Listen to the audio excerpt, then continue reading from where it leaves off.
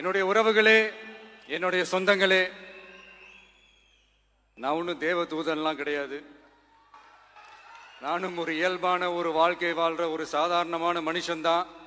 நான் முன்னாடியே சொன்ன மாதிரி அது செய்வேன் இது செய்வேன்னு பொய்யான வாக்குறுதிகள்லாம் கொடுத்தவங்கள நான் ஏமாத்த மாட்டேன். எது சாத்தியமோ அது மட்டும்தான் நான் செய்வேன். இம்மிடியட்டா உங்க மனசுல ஒரு கேள்வி ஒண்ணு வரலாம், அப்ப சாத்தியம் இல்லாததை செய்ய மாட்டாங்களா, செய்ய முடியாதா அப்படின்ற ஒரு கேள்வி ஒண்ணு வரலாம்.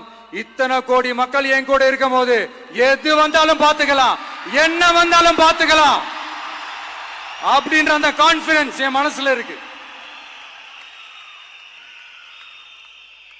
இன்னொரு விஷயமும் நான் இங்க சொல்லணும். இன்னைக்கு நம்ம தமிழ்நாடு கவர்மெண்ட் இருக்கிற அந்த நிலைமையை பத்தி நான் உங்ககிட்ட நான் சொல்லணும். கிட்டத்தட்ட 10 லட்சம் கோடிக்கு மேல கடன் வாங்கி வச்சுட்டு போயிருக்கிற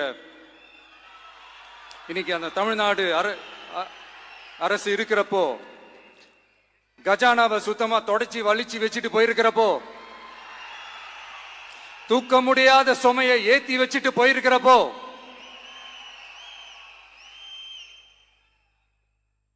அப்படிப்பட்ட ஒரு நிலைமையில தான் இந்த பொறுப்பை நம்ம கையில் எடுத்திருக்கிறோம்.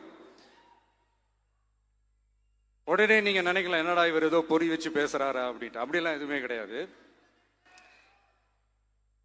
உள்ள போய் பார்த்தா தான் தெரியும் எது எந்த நிலைமையில இருக்குன்னு, என்ன இருக்கு என்ன இல்லை, எது எந்த நிலைமையில இருக்கு எது எந்த நிலைமையில இல்லை. அதையெல்லாம் பார்த்துட்டு உங்களுக்கு ஒரு வெள்ளை அறிக்கையா அதை வெளியிடணும்னு நான் நினைக்கிறேன்.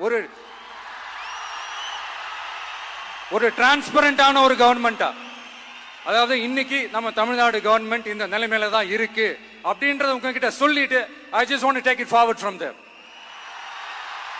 அதை தான் நான் முதல்ல செய்யணும்னு நினைக்கிறேன்.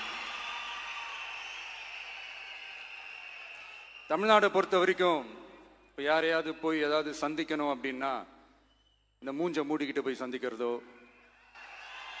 என்ன இந்த மறைமுகமா உங்களுக்கு தெரியாம போய் சந்திக்கிறதோ அப்படிலாம் நான் செய்ய மாட்டேன். எதுவா இருந்தாலும் வெளிப்படையாக ஒளிவு மறைவு இல்லாம தான் நான் செய்வேன். இவ்வளவு பெரிய ஒரு பொறுப்பை என் கையில கொடுத்துருக்கிறீங்க, அதே நேரத்தில் எனக்கு கொஞ்சம் அவகாசமும் நீங்க கொடுக்கணும்னு நான் ரிக்வெஸ்ட் பண்ணி கேட்டுக்கிறேன். நான் சொன்னதையெல்லாம் படிப்படியா நிறைவேற்ற நான் ட்ரை பண்ணுவேன், நிறைவேற்றுவேன். அதே நேரத்தில் எனக்கு கொஞ்சம் அவகாசம் கொடுத்தீங்கன்னா எனக்கு கொஞ்சம் உதவியாகவும் ஒத்துழைப்பாகவும் இருக்கும்.